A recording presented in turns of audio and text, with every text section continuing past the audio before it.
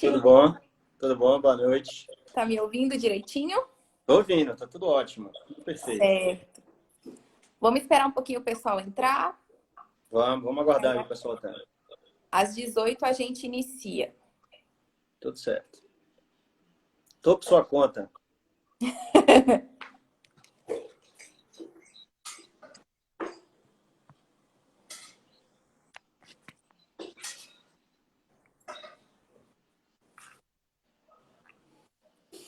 Pessoal, enquanto isso eu vou dar uns recadinhos. Quem se inscreveu nos mini cursos recebeu hoje pela manhã um e-mail com o link da sala direitinho do mini curso, certo? E agora à noite também vocês receberam um e-mail lembrando do horário de entrada e também do horário que termina os mini cursos, certo? Então fiquem atentos. Caso não tenham recebido, olhem na caixa de spam de vocês. Boa noite, professora Andréia. Boa noite para quem está entrando. Mais um minutinho e a gente já vai iniciar a nossa live.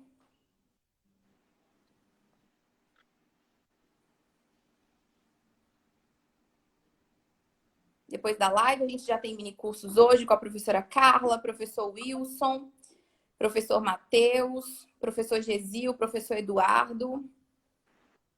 Os professores já prontos para os mini cursos já.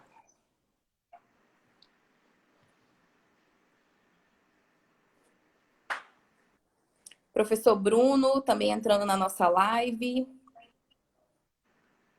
Sim, Bia, para quem não está inscrito no mini curso, nossa programação hoje é aqui na live do Instagram, certo? Então, pessoal, às 18 horas, vamos entrar agora. Nessa quarta noite de Simbi, nós temos a honra de receber o professor doutor Antônio Fábio Reis Figueiredo aqui conosco.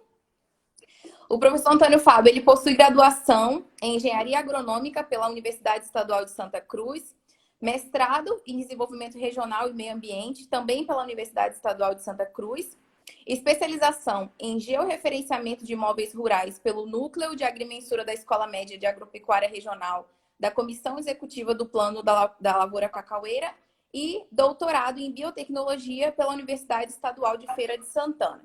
Como formação complementar, ele possui curso em Tecnologia Cervejeira pela Escola Superior de Cerveja e Malte e Sommelier de Cervejas pelo Instituto Science of Beer.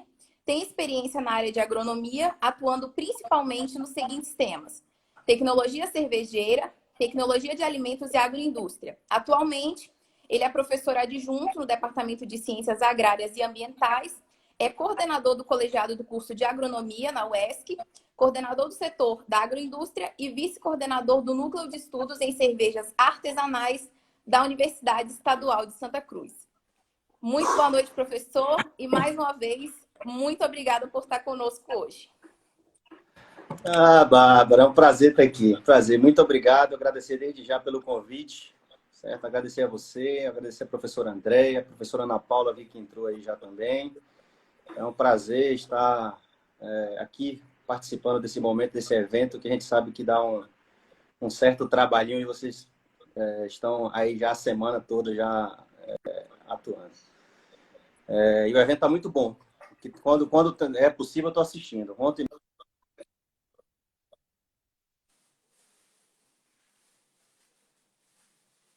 Oi, Oi.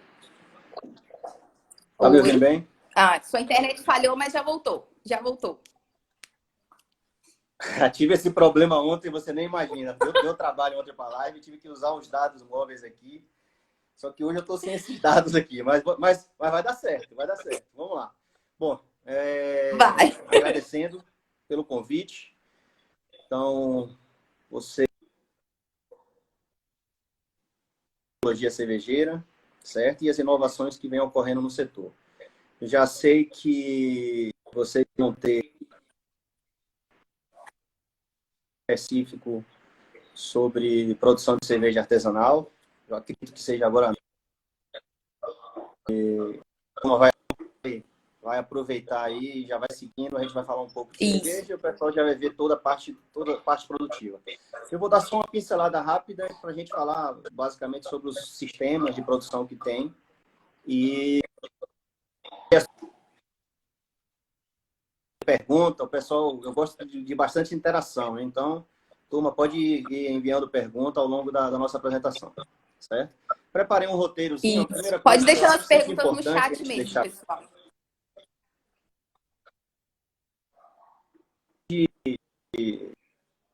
apresentações da gente, eu acho importante porque a gente está pela internet, né? E deixar muito bem claro onde é que a gente está, né? Então, a nossa universidade está no sul da Bahia, então, em plena Mata Atlântica, a Universidade Estadual de Santa Cruz, entre as cidades de Ilhéus e Itabuna. O campus é lindíssimo. E dentro da universidade a gente tem o setor agroindústria, onde consta o nosso laboratório de microbiologia aplicada, quase não sai. E temos a microcervejaria. A gente tem uma microcervejaria instalada na universidade, então com capacidade aí de produção aí de aproximadamente 1.000 litros mensais. Se a gente puder aproximar, assim, daria mais ou menos isso. Que ela é resultado de 2 projetos de pesquisa. Um dos projetos de pesquisa coordenado pela professora Ana Paula, que está presente aqui nesse momento, na nossa apresentação aí, que ela, através desse projeto de pesquisa, a gente conseguiu instalar uma microcervejaria. E nessa microcervejaria a gente vem atuando aí desde 2016, 2017, que a gente vem trabalhando nesse tema. Eu gostaria que você me controlasse, viu? Porque falar de cerveja, aí eu vou aqui, ó, 2, 3, 4 horas, a gente só tem aí uns 50 minutos. Bom, falando de onde a gente está, e assim, a primeira coisa, outra coisa que eu acho extremamente importante é a gente falar sobre definição, né? O que é cerveja, enfim. Então, uma definição bem básica, ela é o que? É um produto fermentado que é produzido a partir de 4 ingredientes básicos, que é a água, o malte, o lúpulo e a levedura, certo?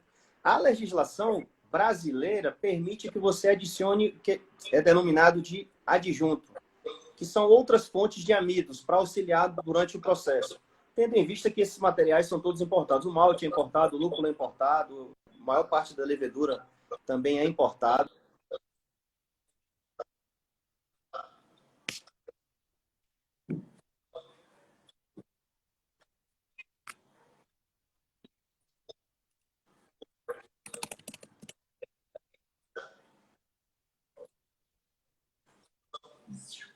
Em 2019, em julho de 2019, surgiu um decreto, é o decreto 9.902 do governo federal, que ampliou o leque de ingredientes que a gente pode estar utilizando na cerveja. E então, por exemplo, antes não era permitido o uso de produtos de origem animal. Então, um exemplo para falar para vocês é a cervejaria lá de Ribeirão Preto, a Colorado Apia. Essa cerveja ela leva mel de abelha, certo? Então, se vocês observassem no rótulo, eles não poderiam designar como cerveja. Designar Bebida mista. Então, agora, após esse decreto, já é possível que você adicione esses produtos de origem animal. Sim. Então, assim, E aí eu já pergunto, professor. Vou falar de algumas... Pode falar. Qual é a sua opinião com relação a isso? Essa abertura desse leque.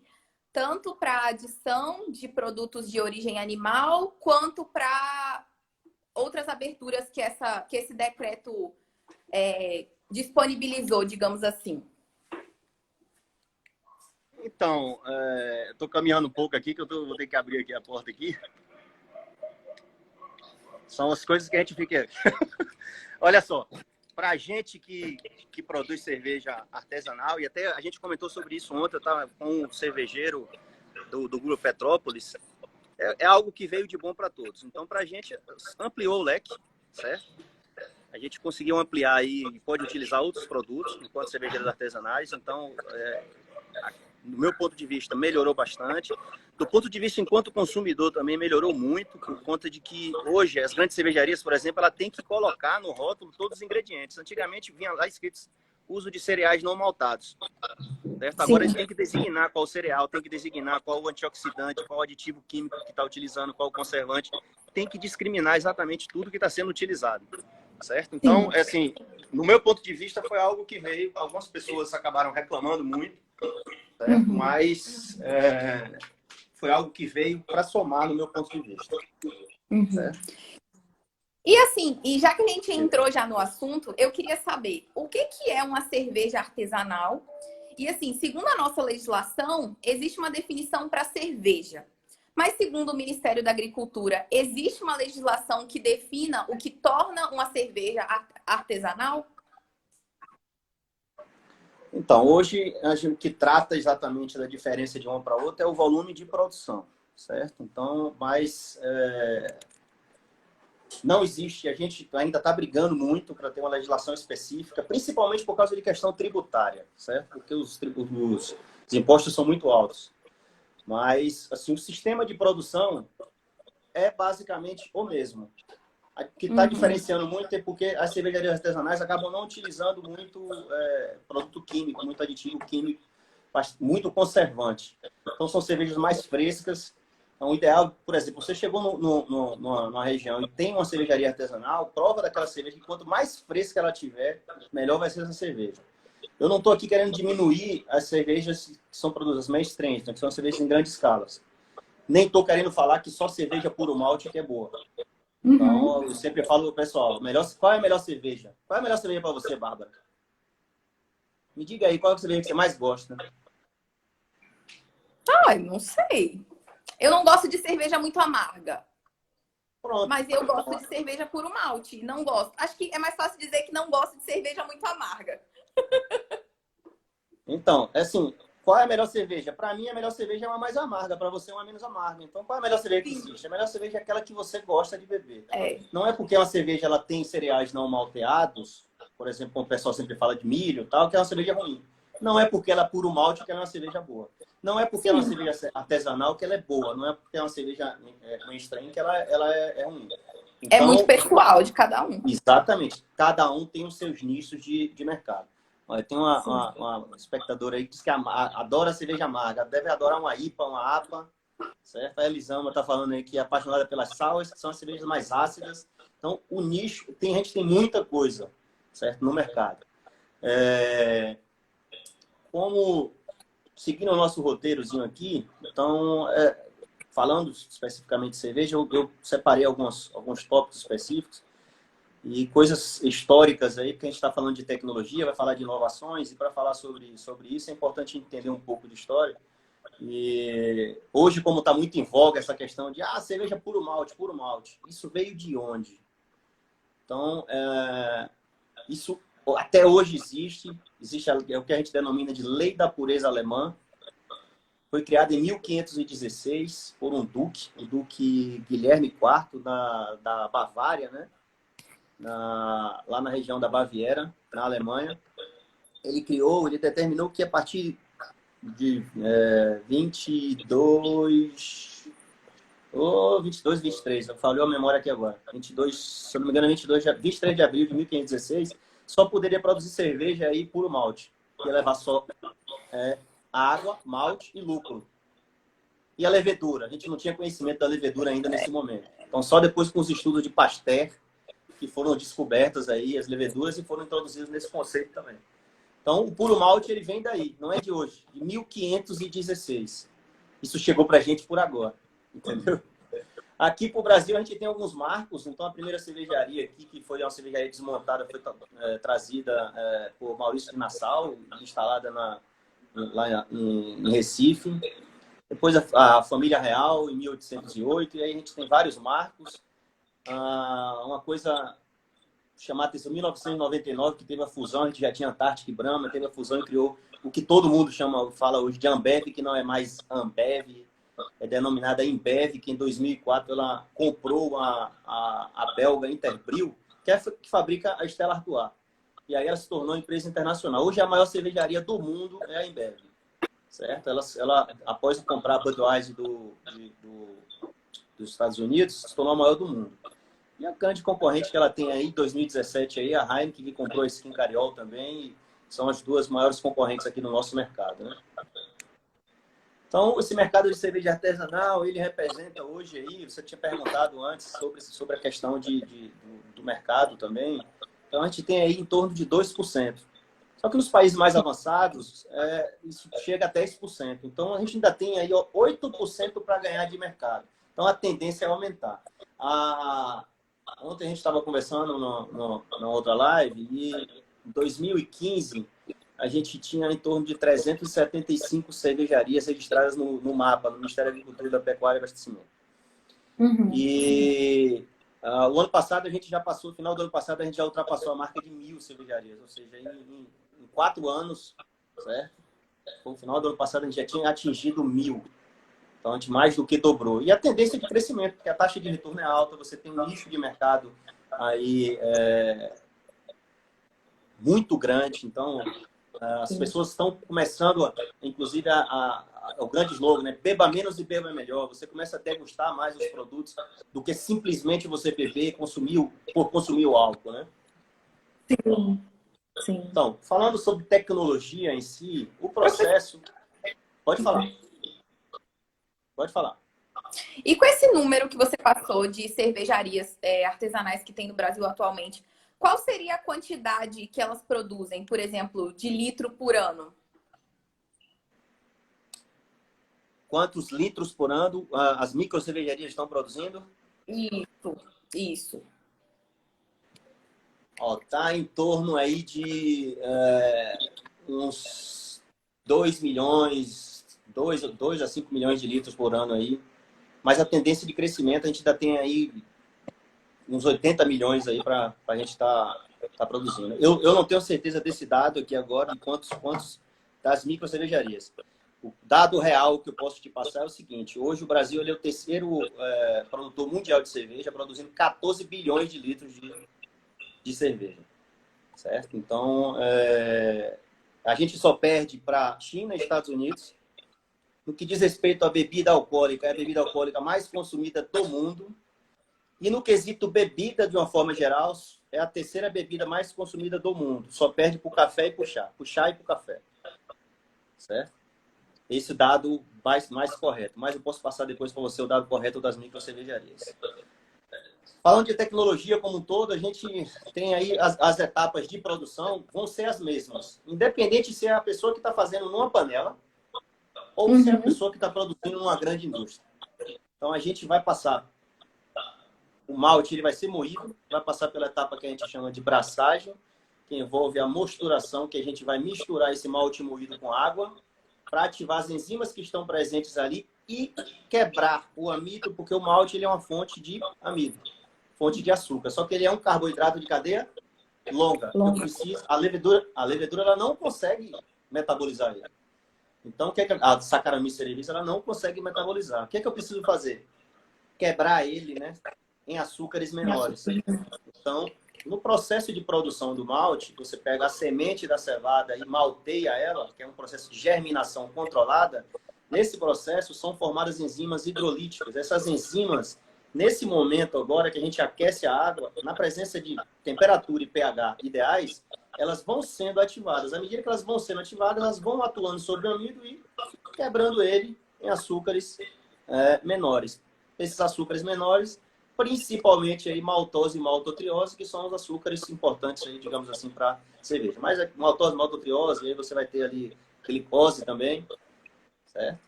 Que a levedura vai conseguir estar metabolizando. Passada essa etapa, ele é filtrado. Essa solução vai ser filtrada para separar o bagaço, certo? Que é o bagaço do malte, e a gente fica só com o líquido. Esse líquido vai para a etapa de fervura, onde nessa etapa de fervura a gente vai adicionar o lúpulo. Aí entra a sua questão. Eu gosto de cerveja menos amarga, eu gosto de cerveja mais amarga. Quanto de lúpulo que eu vou colocar? Depende do estilo de cerveja que eu quero fazer. Eu calculo tudo direitinho. Quanto maior a quantidade de lúpulo, mais amarga vai ser essa cerveja. Depois dessa fervura, a gente vai resfriar para passar para a etapa de fermentação. Então, a gente está lá com 100 graus. Se colocar a levedura a 100 graus, vai morrer tudo, né? Então, a gente resfria para a temperatura ideal de fermentação, a depender do estilo de cerveja que a gente queira produzir. Uma vez fermentada, ela vai passar para a etapa de maturação, que é uma segunda fermentação, onde vão ser formados compostos de aroma e sabor. Na fermentação ali primária, basicamente produção de etanol, certo? Na segunda fermentação, que é a maturação, os compostos de aroma e sabor que vão ser formados. Professor, estão fazendo uma pergunta aqui. Professor Alisson Borges está perguntando: quais são as principais leveduras utilizadas e quais as enzimas mais utilizadas? Bom, a gente tem, as leveduras, elas são tão importantes no processo de produção que elas classificam os tipos de cerveja em lager e ale, ou ale para os ALE, né, para os que não estão acostumados. Então a gente tem, de uma forma geral, a gente denomina como Saccharomyces cerevisiae, mas a Saccharomyces cerevisiae é a ale e a lager é um híbrido, né? Então é denominada de Saccharomyces pastorianus. Qual foi o outro questionamento dele? Perguntou agora é o quais seguinte, as a gente tem enzimas outras mais leveduras selvagens. utilizadas. Como que? As enzimas, eu acho que ele quis dizer quais as enzimas que vão estar atuando ali naquele momento, quando você falou da rampa. Das rampas lá na etapa de mosturação ali, Isso. Principalmente para a gente produz, então você vai ter hemicelulases, proteases ali, mas principalmente aí a gente quer ativar as alfa e as beta-amilases, certo? Que é que vão conferir ali aroma ali, vão produzir açúcares fermentescíveis mesmo, ok? A gente tem leveduras aí selvagens também, a gente vai ter cerveja produzida com Brettanomyces também, você pode fazer mix, como você me perguntou ontem a gente tem alimentação mista. A sour, que a professora Elisama comentou agora há pouco, que ela disse que ama, está trabalhando inclusive com isso, a gente passa por dois processos aí. Então, a fermentação lática que é realizada e depois a gente passa para a etapa de fermentação com a Saccharomyces cerevisiae. Então, é uma fermentação mista a produção de cerveja. Então, terminada a maturação, a gente vai passar para a etapa de envase, mesmo filtrar a cerveja e carbonatar e envasar essa cerveja. Então, basicamente, o processo é esse. Seja ele em grande indústria, seja ele pequeno produto, que vai variar, vai ser o equipamento que você está utilizando. A tecnologia em si não vai mudar muito. Então, aí você vai utilizar panela, você vai micro cervejarias, são grandes cervejarias, enfim. Sim.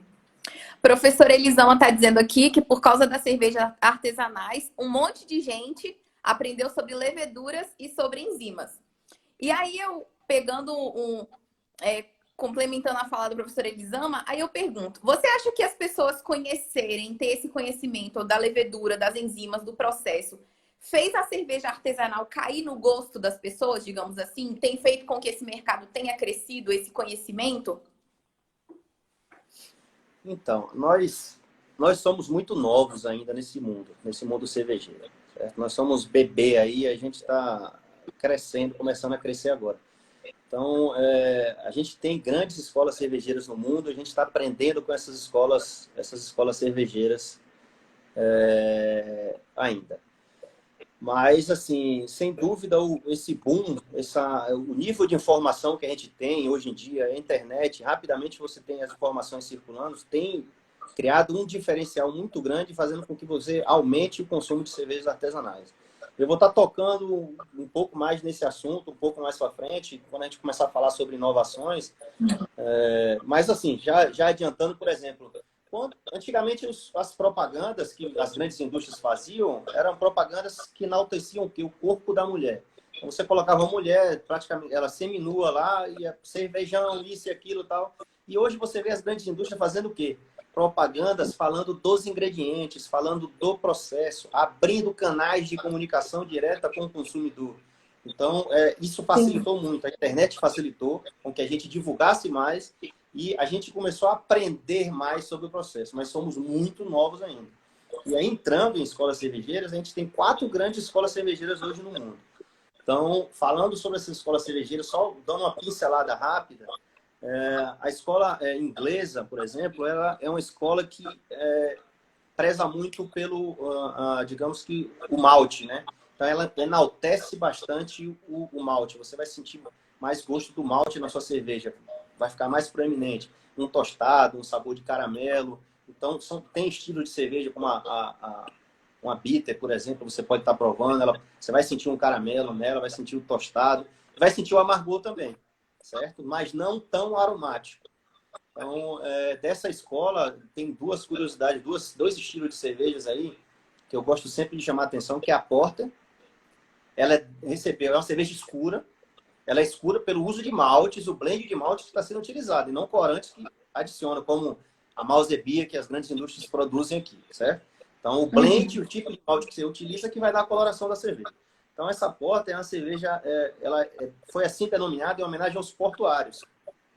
Os portuários, eles chegavam nos pubs, nas tabernas que tinham lá, e aí eles pediam uma mistura de cerveja, chamavam de fios, né? Então você chegava lá, eu quero 3 fios, 5 fios ou 7 fios. O que é que era o fio? Cada bico, cada tipo de cerveja. Então o dono do pub, ele ia lá e misturava, a depender de quantos estilos queria. E aí o pesquisador, observando isso, ele viu o que saía mais e acabou criando essa cerveja que veio a ser chamada de Porter depois. Então é um estilo bastante emblemático. Uma outra lá que tem uma grande história são as IPAs, né?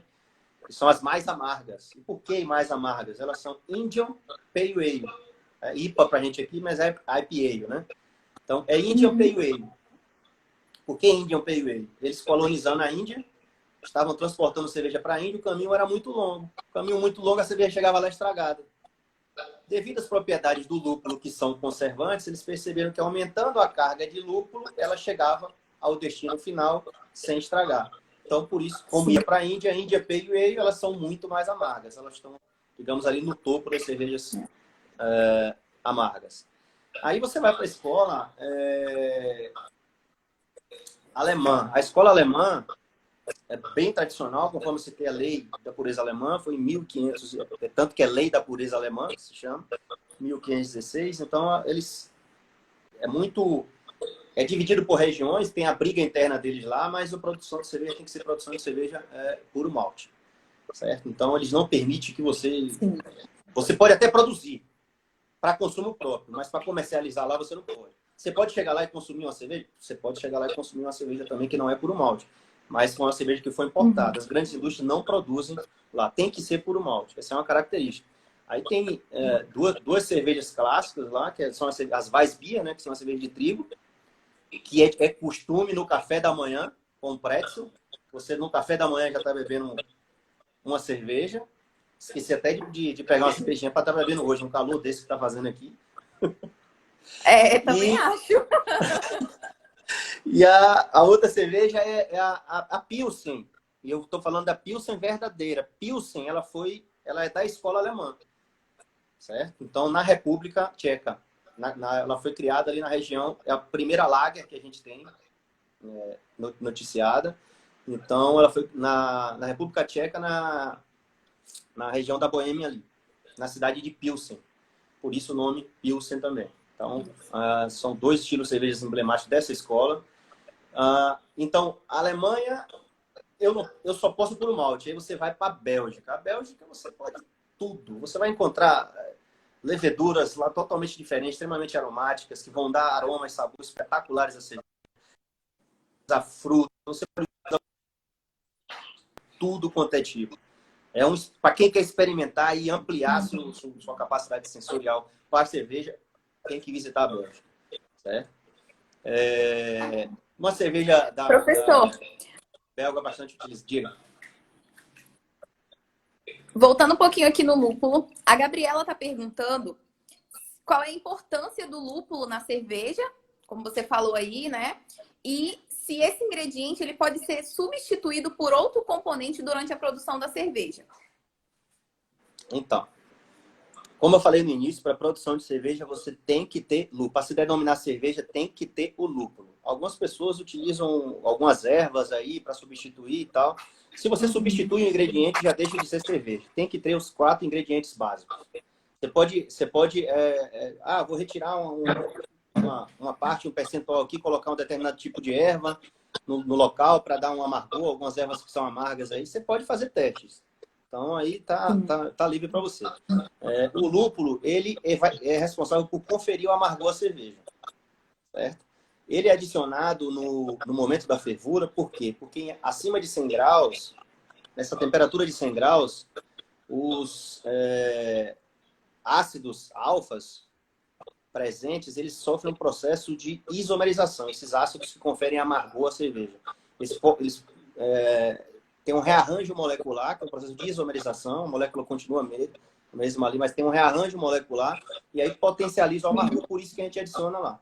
Certo? Mas a gente pode adicionar também em outras fases para conferir aroma, certo? Na fase de maturação, na fase de fermentação para conferir aroma. Então a função dele é conferir amargor, conferir aroma, acaba conferindo um pouco de sabor também. Então tem cerveja, por exemplo, que você vai consumir uma cerveja e aí você acha que tem maracujá na cerveja. Não? Que maracujá? Eu adicionei polpa de maracujá. Você pode adicionar polpa de maracujá, mas o lúpulo ele traz essa característica sensorial também, certo? Uhum. Então, E, exatamente por falar falando pode falar.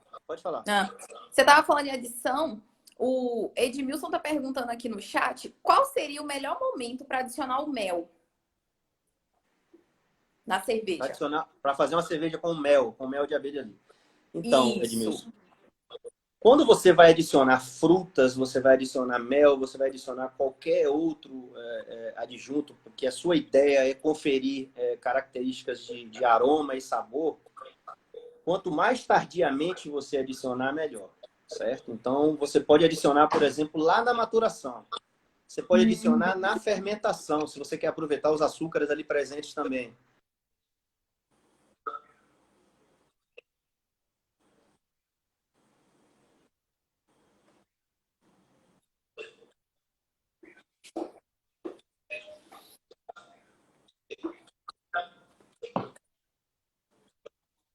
Vantagem.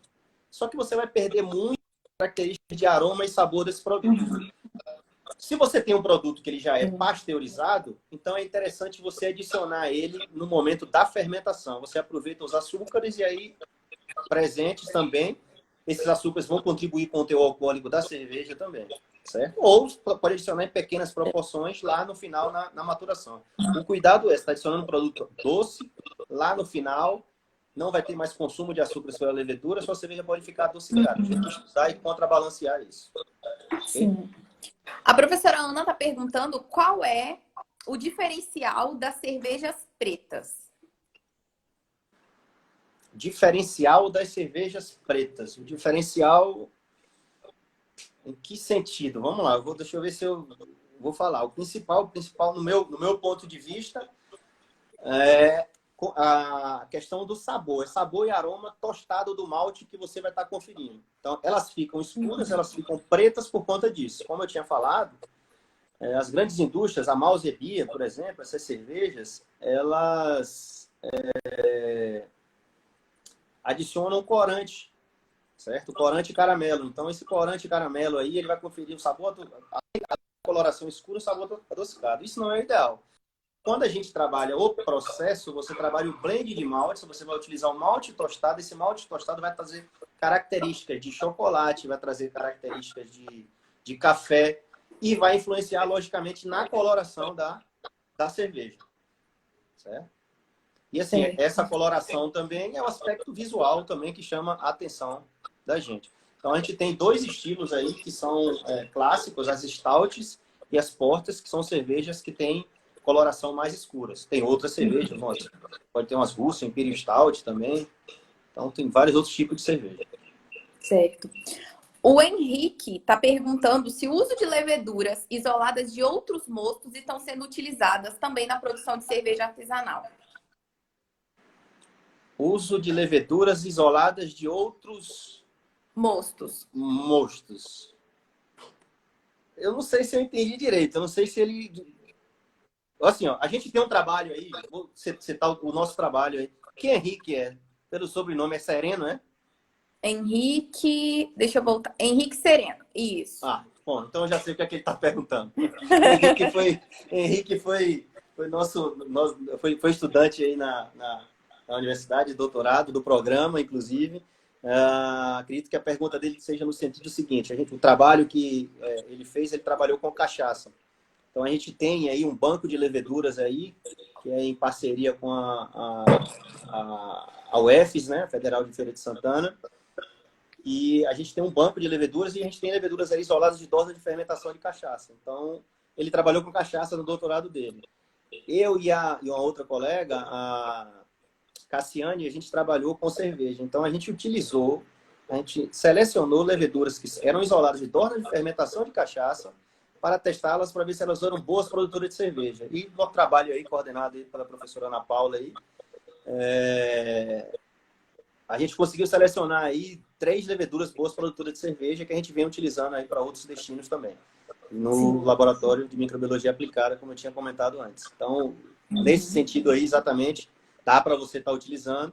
E aí você também tem um reuso de leveduras, né? Então, você terminou de fazer uma cerveja, você pode reutilizar aquela mesma levedura para um novo lote. Aí vai variar, você utiliza 3, 5 vezes, depende da viabilidade da levedura. Você pode ir reutilizando ela. Lógico que chega em determinado momento que ela perde a sua viabilidade, né? Certo. Professor, para a gente continuar, eu vou fazer uma última pergunta aqui, que nosso chat está cheio de perguntas. A gente vai ter que abrir mais 2 ou 3 lives. O Lucas está perguntando se você sabe sobre o comércio de cerveja para a galera que é fit. Se existe algum tipo de cerveja que seja menos calórica. Tem. Você já tem algumas experiências aí pelo mundo, né? Os Estados Unidos mesmo tem. Então, você vai desenvolvendo cerveja. Por exemplo, quanto menos açúcares a cerveja tiver, vai ser melhor para a gente. Vai ter o quê? Menos carboidratos. Então, eu tenho leveduras hoje que elas chegam a zerar o teor de açúcar que tem ali. Porque quando a maior parte das leveduras, ela chega a determinado momento, você tem açúcares ali que não são fermentescíveis, que eles são produzidos lá, as dextrinas não são fermentescíveis. Então, a levedura não consegue consumir, não consegue metabolizar. Esse açúcar ele fica residual na cerveja. Sim. Mas a gente tem leveduras hoje, as Brett, por exemplo, que elas zeram totalmente, a cerveja fica totalmente seca. Então, seria uma cerveja aí, basicamente, sem carboidrato. Você tem um nicho de mercado também da cerveja sem glúten. Então, a gente utiliza enzimas para retirar o glúten presente. Então, hoje são as inovações, né, que a gente tem no setor para atender determinados públicos. Você tem eu ia falar mais na frente, a gente já vai adiantando. A Austrália, por exemplo, tem um trabalho lá, uma cervejaria, que eles desenvolveram uma cerveja que tem com moléculas, né, de minerais, né, de cálcio, potássio e tal. Tipo um isotônico. A cerveja fica como se fosse um isotônico desse que você utiliza para fazer atividade física. Então, são cervejas para atender um determinado público. Hoje você tem que inovar exatamente para atender os diversos nichos de mercado que a gente tem presente. Certo. Eu até ia fazer essa pergunta aqui, a professora Elisama perguntou, aí vamos responder para matar a minha curiosidade e a dela. Você acha que com esse aumento da produção de cerveja, você falando das escolas, você acredita que um dia nós vamos ter uma escola brasileira de cerveja? Minha querida. Então, terminando de falar de escola cervejeira, só para falar rapidamente da escola americana. Então, eu sempre costumo falar que o americano, ele não inventou nada. Ele apenas modificou o que já tinha.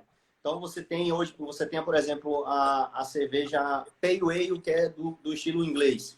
Então, o americano ele criou a American Pale Ale. Você tem a IPA, o americano criou a American IPA. Você tem a Porter, ele criou a American Porter. E assim vai. Certo? Agora, o grande mérito da escola americana é o quê? Os lúpulos as variedades de lúpulos. Eles fizeram cruzamento dos lúpulos ingleses, lúpulos alemães, cruzamento, e obtiveram variedade de lúpulos espetaculares, que dão sabor e aroma espetaculares.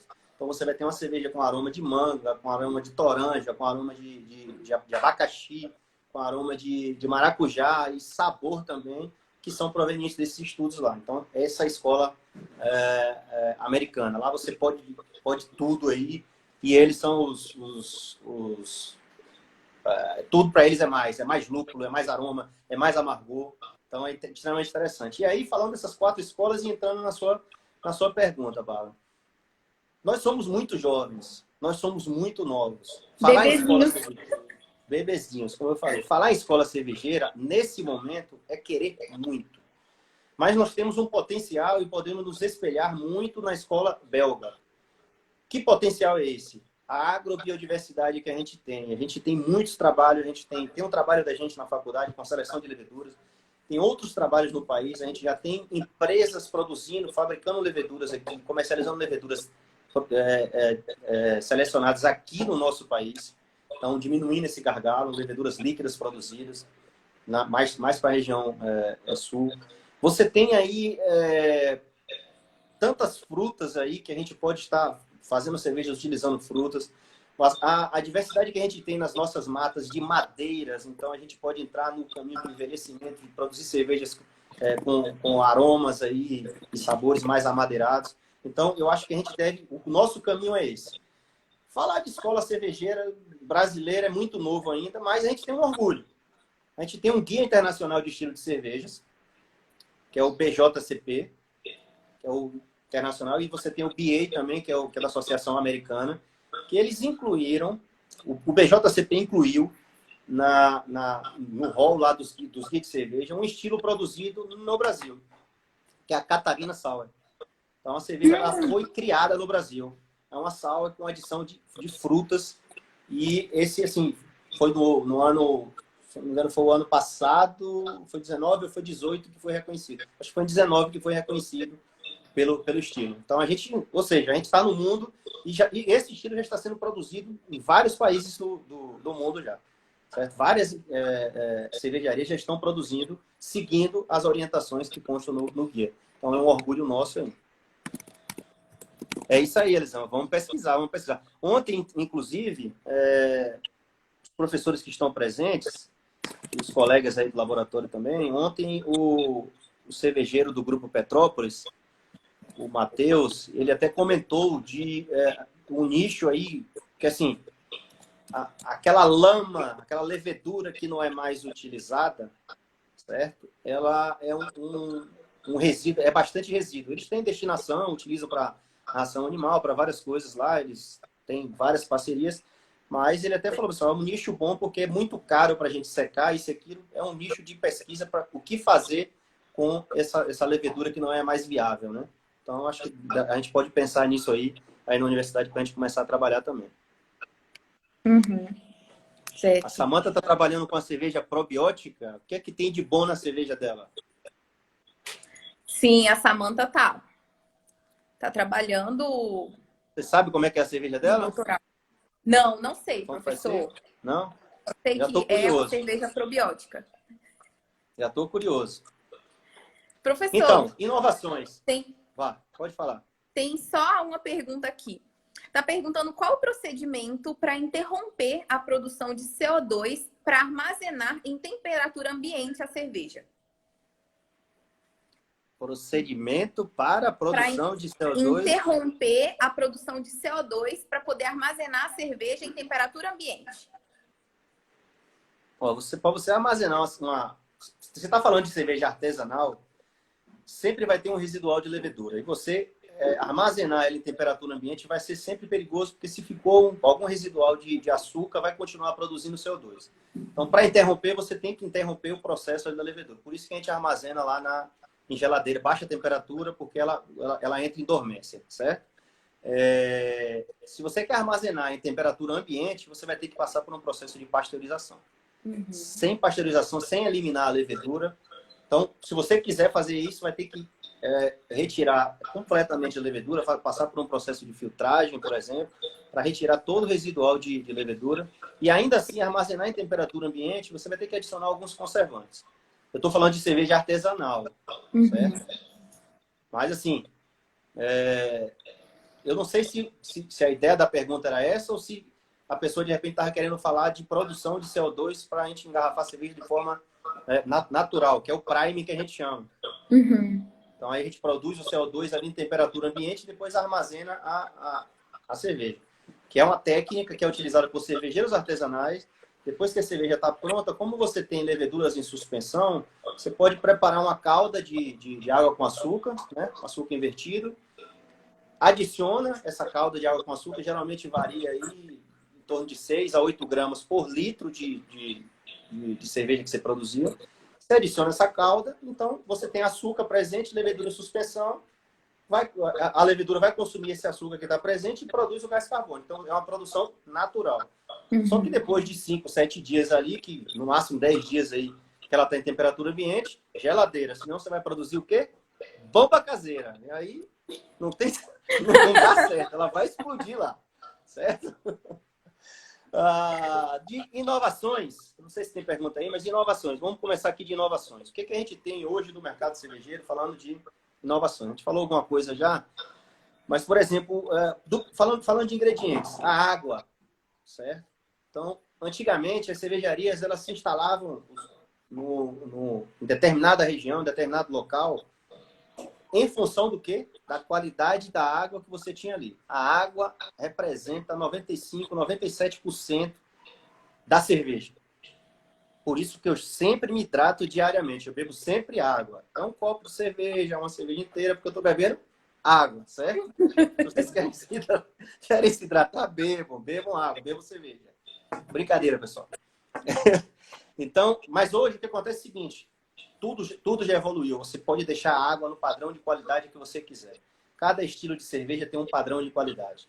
Então, de qualidade de água, certo? Então, cerveja mais amarga, você tem um teor de carbonatos maior, você pode trabalhar da forma como você quiser. Então, a tecnologia evoluiu, inovou exatamente para você tratar essa água de forma que ela fique no padrão ideal para a cerveja que você quer produzir. Sim. Falando sobre o outro ingrediente, malte. Então, o malte que a gente mais conhece, o que a gente tinha antes era o quê? Pilsen. Certo? Hoje a gente tem diversos tipos de malte. A gente tem inovação. Os maltes hoje são tratados de forma que a gente não precise, naquela etapa de mosturação, ficar trabalhando diversas temperaturas. Então, a gente pode trabalhar hoje uma temperatura só, porque ele já vem tratado enzimaticamente. E aí, são inovações. Então, maltes de diferentes níveis de tosta, diferentes níveis de tratamento para conferir aromas e sabores diferentes. Então, isso vem mudando e vem inovando muito o setor. As novas variedades de lúpulo, falando especificamente de lúpulo, os cruzamentos, a gente tem estudos aqui no Brasil com variedades de lúpulo já. A Embrapa está trabalhando isso. A gente tem alguns plantios aqui no Brasil já de lúpulo e alguns cruzamentos têm sido feitos, alguma parte de melhoramento vegetal para criar. De repente, a gente criar a variedade de lúpulo nacional. E aí a gente começa com a variedade de lúpulo nacional, utilizando leveduras aqui, que são selecionadas aqui no nosso país, da nossa biodiversidade, utilizando frutas. E aí, de repente, amanhã ou depois a gente tem uma escola. A identidade brasileira é essa aqui. Então, a gente pode chegar nesse nível, sim. Somos muito novos, mas a gente pode chegar. Com relação a lúpulo, você tem hoje que o pessoal está utilizando muito, que você potencializa, trabalhando a criogenia na lupulina, né, que é onde contém os alfas e beta-ácidos. Então, o tratamento por criogenia, então, hoje o pessoal está utilizando que a gente chama de criorrops. Então, você concentra muito. As grandes indústrias utilizam dessa forma, porque senão teria que utilizar quantidades enormes, né, de lúpulo. Então, num potinho você consegue fazer não sei quantos hectolitros, né? 100 mil, 200 mil, 300 mil litros de cerveja. E a levedura é o que uma das coisas que a gente tem trabalhado aqui na nossa universidade, né? É a parte de seleção, né? Então, a gente tem a nossa expertise, a professora Ana Paula vem trabalhando há muitos anos, trabalha com cachaça e agora trabalhando com cerveja também, trabalhando agora, já ampliou o leque, agora é cogumelo. Essa equipe do Lab MA o céu é o limite, né? Como a Ana diz, assim, tem síndrome de Pink Floyd, abraça tudo, quer fazer tudo de vez, logo, para tudo dar certo. Mas a gente tem que se reinventar mesmo. O pessoal ali é sensacional, professor. A professora Ana Paula. Eu vi aqui. Você viu? Ela disse que você vem estudando cerveja, fazendo e ministrando muitos cursos. Sabe muito. Digamos que eu estou trabalhando com o que eu gosto. Não tem coisa melhor do que você trabalhar com o que gosta. Eu agradeço a Ana, né, que foi ela que me colocou nesse mundo. Eu queria pular para outra área, ela, não, vem aqui. Eu agradeço muito a ela. Eu devo muita cerveja a ela por conta disso. Sim, essa cerveja que eu falei com esses minerais também, com essa turma fit, Existe até uma denominação de que ela previne ressaca. Imagine aí uma cerveja que previne ressaca. Porque ela tem esses sais minerais todos, né? Então, que a gente tem nesses isotônicos. Aqui no Brasil, a gente tem algumas coisas também de substituição de parte do malte, tipo o amido ali da mandioca, da batata, da fécula de batata doce também, entendeu? São fontes de amido que a gente tem e trabalhos vêm sendo realizados nesse sentido e com bastante sucesso já. Para produzir uma lager, uma Pilsen, uma cerveja lager, certo? A gente leva bastante tempo, tem temperatura controlada, a temperatura de fermentação é baixa, certo? Entre 7 e 15 graus ali, para que essa levedura atue da melhor forma e você produza uma cerveja de qualidade. Mas tem alguns estudos que a gente trabalhando já com injeção de CO2, trabalhando sob pressão, você consegue aumentar a temperatura para 20 e 30 graus, fermentar nesse nível de temperatura, uma lager, e não gerar compostos indesejáveis, né? Você produzir uma cerveja de qualidade desde que você trabalhe sob pressão. Então, são inovações também que vêm ocorrendo no setor. Sim. Tem um negócio muito legal, não sei se vocês viram ainda, tem algumas cervejarias fazendo com a parte de rotulagem. Eles estão colocando hologramas nos rótulos. Você chega com o seu celular, aponta a câmera do seu celular, aí é um dragão circulando o rótulo, o dragão saindo na sua direção. É muito legal, muito legal. Imagens 3D, é muito legal. Tem algumas coisas, se vocês procurarem na internet, vocês vão ver, por exemplo, um dragãozinho voando em volta da cerveja. Você filmando aqui, ele voando em volta da cerveja. A olho nu você não vê, mas apontando a câmera dá para você visualizar. É muito legal. Tem uma cervejaria em Ribeirão Preto, a Pratinha, que ela, o ano passado, lançou uma cerveja que deu tanta coisa aí, mas eles têm um laboratório e estão trabalhando muito em inovação. A Magic Booze, a cerveja em sachê, que você compra o sachê, tipo aquele suco, né? O famoso kisuke que a gente tinha. Compra o sachê, Sim. pega uma água com gás, coloca o sachê, coloca água com gás, colocou o sachê, vira cerveja ali, você bebe. Eu não bebi ainda, né? Mas são inovações aí que tem surgido. A parte de aproveitamento de resíduos, então, principalmente as grandes indústrias, para não... Isso gera, inclusive, uma receita adicional, certo? Tem se utilizado muito, como inovação, a parte de inteligência artificial, certo? Hoje você tem algumas cervejarias que são totalmente automatizadas mesmo. Então, você do início ao fim, você conhece todo o processo. Hoje você tem tecnologia para saber ali qual a quantidade,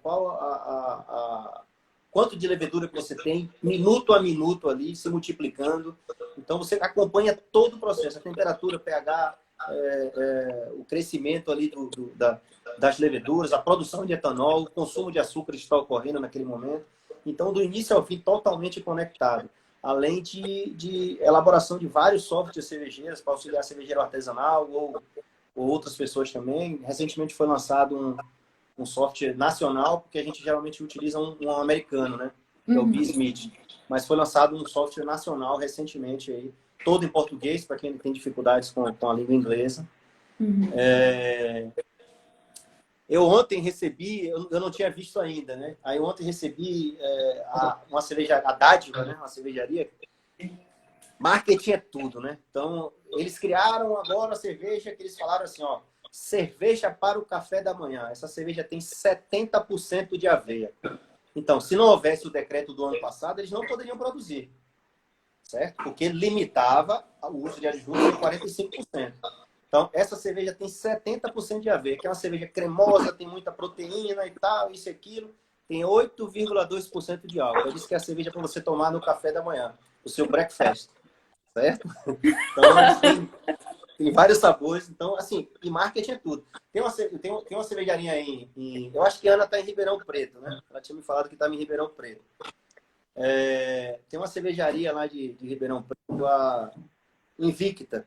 Então, marketing é tudo. Eles criaram uma cerveja que denominam de 1000 BU. BU é o nível de amargor da cerveja, certo? Então, o nível de... Quanto mais lúpulo você coloca, mais amargor ela vai ter, como a gente já falou. Só que o limiar de percepção, o nosso limiar de percepção vai até 100. Estudos já comprovam isso. Passou disso aí, você só tá jogando lucro fora. Mas o marketing tá aí. Então, 1000 IBU é uma pancada de cerveja, tal, isso aqui.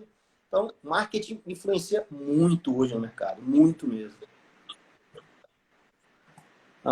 Professor, a Bom, Helena Costa está perguntando aqui.